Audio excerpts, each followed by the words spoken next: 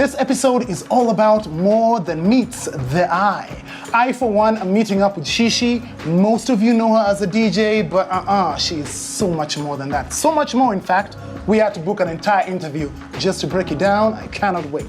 Yes, and I'm meeting up with Eliamin, who's mostly known for his tattoo work, but his studio carries so much more. So today, I'm delving deeper into that. Alrighty, let us delve. Yes, let's do it.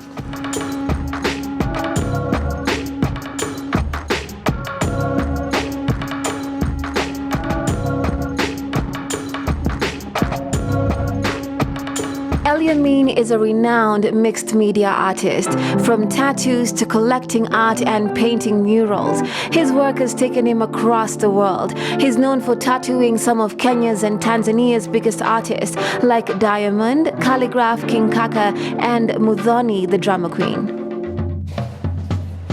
Eliamin. Hi, how's everything? You alright? I am great. How are you? Nashukuru sana. I'm grateful. Looking good actually. Thank you. And you're looking amazing yourself. Asante sana. Karibu. Let me tell you, yes. Your studio is a literal work of art. Thank you. Everywhere I turn, there's something I have never seen. Or if I have encountered, I need to know the story behind it. Yes. So, let's begin with this statue. Yes. It caught my eye. No problem. Karibu, karibu. Yeah. I am so enamored by it. Tell me about it. So this actually was from Rome. Okay. Because with our work and everything, we get tours and everything. But yes. There's one of my clients. Yes. Gave this to me, so I'm really honored to have it personally because this is Hercules actually. There's a story behind it and everything. Wondering why he's so chiseled. Like if you look at his abs, like this guy has abs. I was like, who is this guy? Is he a Roman soldier? Yeah. Actually, yeah. Do you know the story about the Hercules? Yes, and everything. Yeah. Yeah. So personally, I really feel honored having this in my office.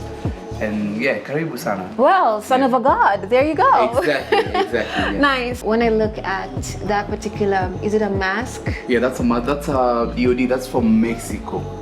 But this was a gift from Mexico. Yeah. So they have the event there and everything. Yes. Okay then. Yes.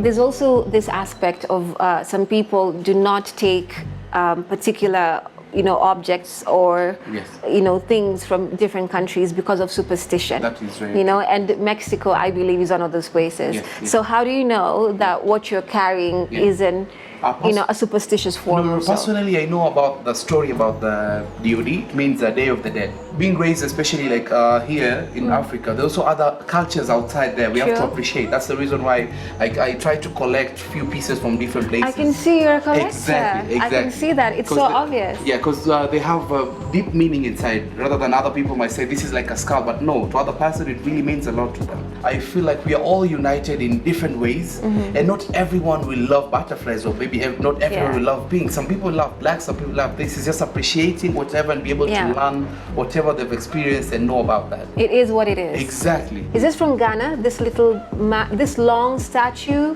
mask thing? Yeah, so this little, this mask, I got this in Lamu. I bought it from there. These guys were selling a few pieces of artworks. I see. Like masks. There are two actually. There's one here, there's one at the corner. Right. They were saying it symbolizes like a husband and wife, about their cultures and everything. I see what you mean. So is this the husband or the wife? I think this is the husband. This is quite. There's a big. We can check out the other one. Yeah, he's quite beaded though. He looks pretty. Exactly. We will be one of our artists. This is called Tyson. Hey, how are you? What's your story? Nice. Yes. Sasa huyu ndo mwenzake. Oh, exactly. Do they really look so different? Yeah, it is. I'm not quite sure. There's also a custom set. Oh my word, these are close to my heart. Ile kiti ya kukuna nazi. Yes. The mbuzi, in other words, like hiyo tunatumia kutulia nini. Oh, unatulia pia? This one I mostly nimetengeneza ya kukilia kwa sababu inanikumbusha, you see the storyline. Like nyumbani tunaona kule chakula chetu sana ndizi. Yes. So we can have tuko na banana pale, alafu ni culture ile nyumbani vile watu wako. So this is symbolizes kama mama yangu, sababu mimi mtoto wa mwisho nikaona wacha pengine aikwe kama mtoto mgongoni vile mwana ametoka kutafuta, so unaona anarudi nyumbani. There's like a Masai house. Yeah, so anarudi nyumbani sababu the name Bangaiza mama yangu alikuwa ameniknemiwa kwa sababu ya kutafuta, so ametoka kutafuta ndio anarudi nyumbani. There's even a painting that I did Oh, precious. Yes, ndio. Precious. Sasa kama inakumbuka tuliendaga Tanzania Moshi nini, alipofika pale nyumbani akatoa viatu Akatembea ile kwa mchanga akaniambia si kama ningekuwa mjini ningefaa kuvaa viatu. Sikuona ile. Yeah. Exactly. So akasema yeye ndo ataka kupika nini ndio akapiga picha akasema nitaichora ndo nikaifanya vile. So ulimpiga picha kwanza alafu ukaiweka. Nikamwita mama jamani naomba usmile kidogo ndo nikapiga picha. Yeye mwenyewe akaenjoy. Na ameona hii picha? Hajaiona kwa sababu ule muda in between alifariki. Maana alikuwa amesafiri mara kwa mgonjwa hapa na pale. Alipofariki sasa nikasema kitu cha muhimu naweza fanya kumkumbuka. Ile picha nilikuwa nimepiga nikasema acha nichore sababu ile kusmile ile anakumbusha ni maisha pia ni mazuri. Nice. So this is for your memory of posterity. So actually there were two pieces of this artwork. Okay. One I sold it at my exhibition. Okay. It's in South Africa right now. Yeah, so sasa nashukuru mama kwa na ndege lakini painting ilipanda ndege kaenda South Africa. Nashukuru sana. So kuna picha yake tu yani. Exactly, so I had to do the second one. Yeah. I can see a very big painting of the Buddha right there. That's very true. Yeah, that's very true. Actually, so with this, according to my understanding with Buddha, it's more, it's your Mungu yani. It's more about meditations and, you know, trying to find yourself. Yeah. Unanipata. So nikasema let me find a space angalau pia niweze kumchora niwe naye hapa. I can see Nefertiti, I can see another Buddha there, I can see the lotus flower. These are designs that these are appointments because normally I work with appointments. These are different for different clients. Kama the one with the cats mwenyewe huyo ni paka wake anampenda nini so they want to get there. That's a real one, yeah? That's a real cat, yeah, anaitwa Ruby. Oh, I see. Yeah, so mwenyewe alikomileta pia anataka kuchora the Nefertiti, huyo anapenda more story about the Egyptian. So different designs. You can see another, is that the horror side? The eye of horror. The eye of horror. You see the mask there? You see this tattoo? Yeah. This is Hanya, it's called Hanya. I got this in South Korea. That's the design there. Dude, I told you you're a walking art and your whole studio is a piece of art. So this Hanya symbolizes, according to this like a short story, it was a lady like she was very protective. Okay. And in Asia they didn't believe that women are not they're supposed to like work. Na sasa yeye alikuwa anajivalisha kama kimwanamume vile na naenda napambana na kazi nini. So it inspired in a way that nothing has to stop you from who you are. Like I said, you're a collector and I love all these little things, but I'm so curious about those little camels. Tell me about them. So these two camels and this and the other one, there's also more. I have them over there. Okay. I bought them in a place called Al-Giza. It's in Egypt. Yeah, with the pyramids and everything. There's like a market there. Nice. Yes, at least for the memories and everything. Yes. I know, yeah, for posterity, I get that. Lakini, there's this, thing in like some Egyptian movies whereby if you buy particular things and you have no idea where they're from, and in case they're from the city of the dead, someone has raided a tomb, and then you bring curses to your house. I'm sure you've seen all those stories. Yes. So, how do you feel about that? Personally, they're just like an imitation from the original thing. They just make them like decorations and everything. Okay. Just to symbolizes like the culture about Egypt, because mostly they use the camels on the desert and everything. Okay, cool. But I also appreciate to see this man right here, man. Thank you. Okay. It symbolizes the power of the continent. No, that's very true. Like power to fella. Yes, that's true. This is epic. I'm inspired by everything that is in this studio. By the karibuni saulule, akona mask, akona chain. Huyu ni nani? Who is that? So that one, ile haina story nyingi sana kwa sababu akona kofia ya polisi. Na amevaa mask hivyo. Sura yake inashtua yani. Inashtua kwa sababu sisi wengi wetu tukiona polisi we don't feel safe actually. Yeah. Sasa tuchukua ile uoga tunaona hapana. Sasa ile uso ile kuogopesha ni sababu ya hiyo. Unanielewa? Lakini sasa ile chain pia ina symbolize nini pia wengi wao pia ni wazuri wana shine. Wanasaidia watu. Your chain inaniambia yeye ni gangster. Your chain inaniambia anasaidia. Imagine if the chain was pure gold, gangster wapi? Unanipata? Well, because you're artist, it's symbolism. I'll give you that. But dude, I've had so much fun, and today. For your time and everything. Thank you. Yeah? I love history. I feel like I've learned a lot more, from touring in and getting your perspective of what you do, of what you do. So thank you so much. Nashukuru. More life and blessings. Kabisa. Amen. Wendelee vivi. Amen. Sote na nyinyi pia mzidishiwe more and more, Asante. Nashukuru. Gota. Asante. Asa. You know, the most interesting thing about being in Eliamin's studio and getting to know more about him is that some of the art objects here can be deemed in our culture as evil, you know, or other cultures would say, you know, it's very witchcrafty and the like. But what I've come to understand is many cultures practice different things. So we cannot say that that is the full story if we do not understand what other cultures practice. So I've learned that today, and I've come to appreciate that indeed there's a whole world to discover, and his studio is basically that, his world and what he's discovered.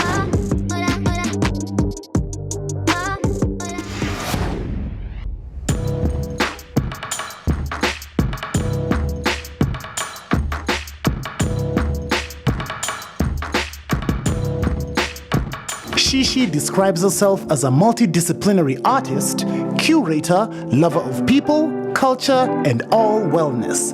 She's one of the most diverse female DJs in Nairobi, having carved out a niche for herself, featuring as a resident DJ at Nairobi R&B, playing Kenya's biggest stages, opening for international headliners, and appearing in True Love magazine, Reform Radio, and more. Shishi! Hey. Hey. How you doing? I'm good. Good to see you. Good to see you. Have you gone in yet? I haven't. I'm still waiting. Yeah. Nice. So we can just chop it up. Yeah, we can chop it up for sure. Yeah. Awesome. So, first things first. Yes. Why the tattoos? Why the tattoos? Is it really an addiction, the way people say it is? I wouldn't use the word addiction. Addiction makes it sound like I can't live without it. Well, that's what Remy says. She's like, I need to get another one. But yeah, I feel like once you get one, it's hard not to get like more. Oh. Yeah, for me, I think people get tattoos for different reasons. For some, it's reminders, some it's messages, some it's just to remind themselves, ooh, I'm a fun person. For me personally, my tattoos signify different moments in my life, if I can say that. Yeah, so yeah. That's an interesting thing. Yeah. So here's the thing, okay? When I was like 10 years old, I knew that I wanted to be Superman, okay? Very legit. But then that obviously didn't happen because I realized very quickly after that I am not white. Yeah. And I'm not from Kryptonite. Yeah. So clearly that's how that dream died. Yeah, very but valid. Then I watch you on YouTube and you're talking about you wanted to be a philosopher when you were 12 years old. 12. Yes, I did. What's up with that? I did. What were the thoughts that used to go through your mind at that age? So I think because I used to read a lot of like not only philosophy books but just like an array of different types of history books. Exactly. I love history. Yeah. Ooh. So history books is where maybe I think that idea came from. And I was like, hey, okay, this guy's asking me what I want to be, and I'm like, I don't want to have an average job like every Tom, Dick, and Harry in this school. Lawyer. Exactly. I don't want to be the engineer. And like no hate to them, but I'm like, that ain't me. That's not you. So I was like, what are my interests? Literally, I was like, what are my interests? My interest at that time was philosopher and maybe swimmer. Those were my two. Oh, swimming. Okay. Yeah. I used to play national level in swimming. Awesome. Yeah. So do you still want to pursue philosophy actively? I feel like I low-key kind of am, because like with the videos that I've been making, the feedback I've been getting, like people are quite interested in like, oh, I resonate with this, I like this, I've never thought about it like this.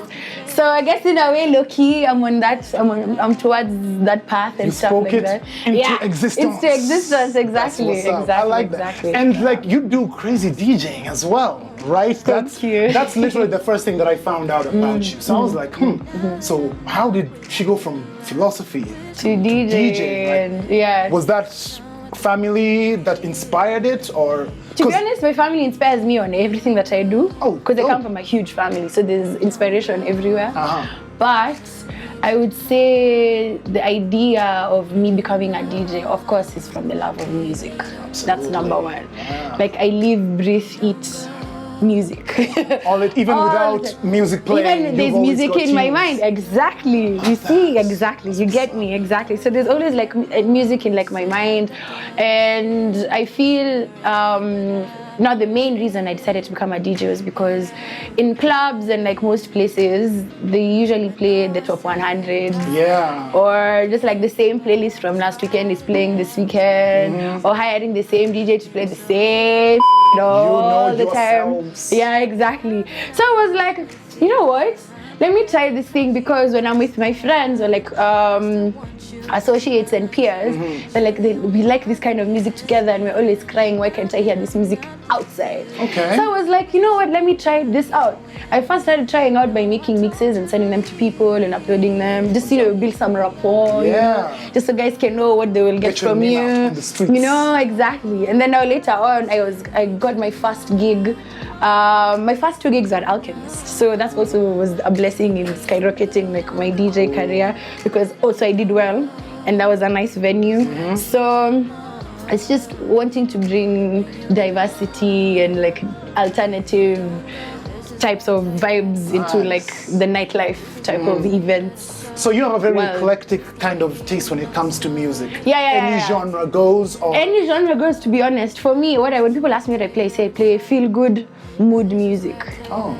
So there's music for every mood. Even if you look at my Mixcloud, I call my sets mood this, mood this, mood that.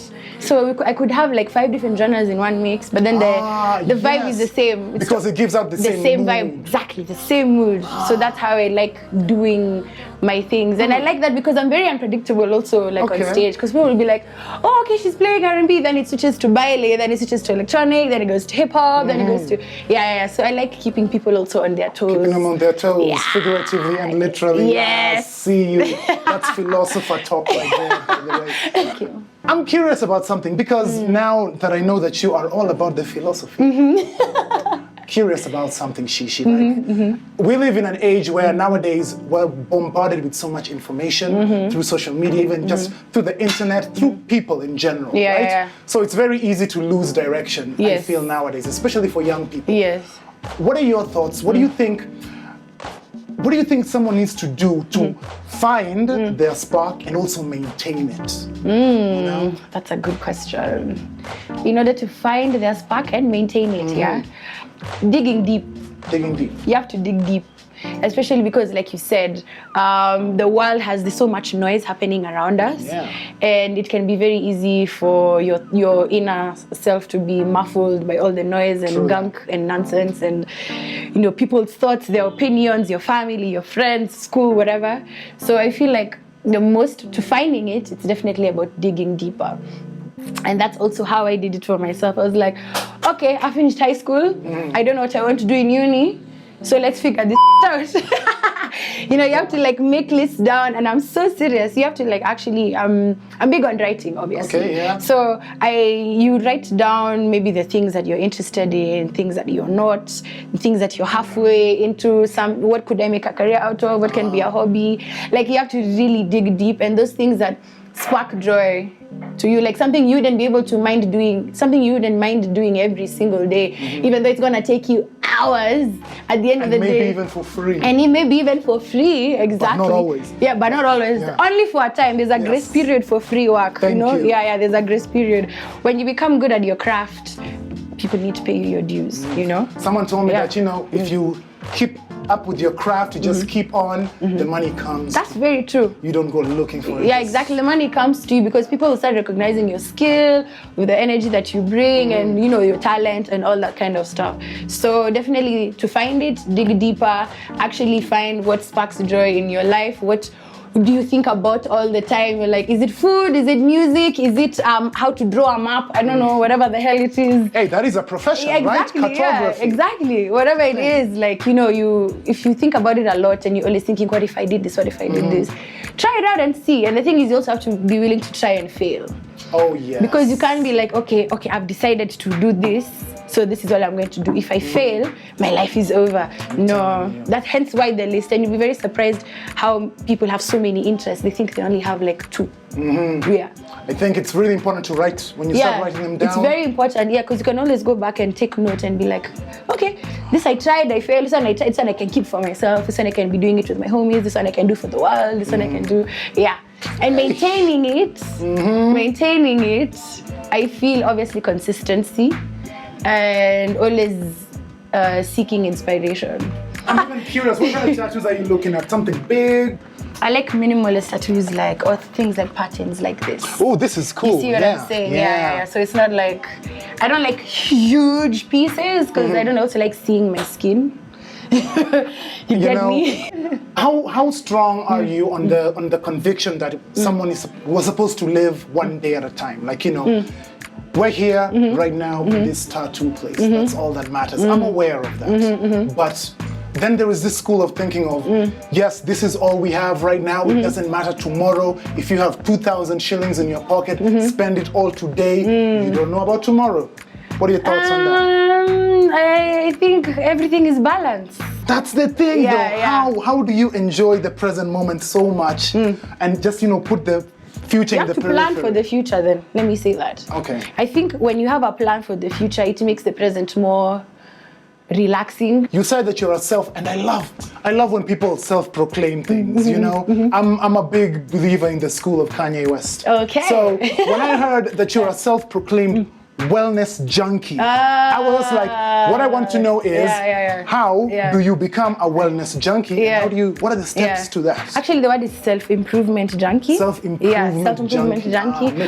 How? I don't know, man. I feel like I'm always striving to be like my best version. I think it clicked during that time when I was digging deeper. Yes. You have to dig deep and be like, so this is who I want to be, this is who I do not want to be, this is who I might end up being. So how can I maintain being my best self? I feel like when you thrive for being your best self, everything kind of just like sorts itself out. It's a domino effect. So it could be so simple. Yes. I love it. Yes. Oh, I think that's you. You're up. Oh yeah, you're right. All right, but hey, thanks so much for making time. This was such a mind-blowing conversation. It was lovely. It was lovely. Always. And all the best in all the endeavors. Keep doing you. Thank you. Shukran, Sarah. That's what's up. Asante. Let me go do this. Alrighty. See you later. All the best. Yo, this lady is a DJ. She writes. She's a muse. She's definitely a philosopher in my books. And I love the fact that she just carries such good energy and spreads it all around. That for me is definitely something that's making Shishi one of my favorite people. Also, mastery of self. Like, I will remember that for the rest of my life. Master yourself, everything else, all the other relationships, they will just work out beautifully. So thanks for that, Shishi. I'm about to go home and work on myself. That's what's good.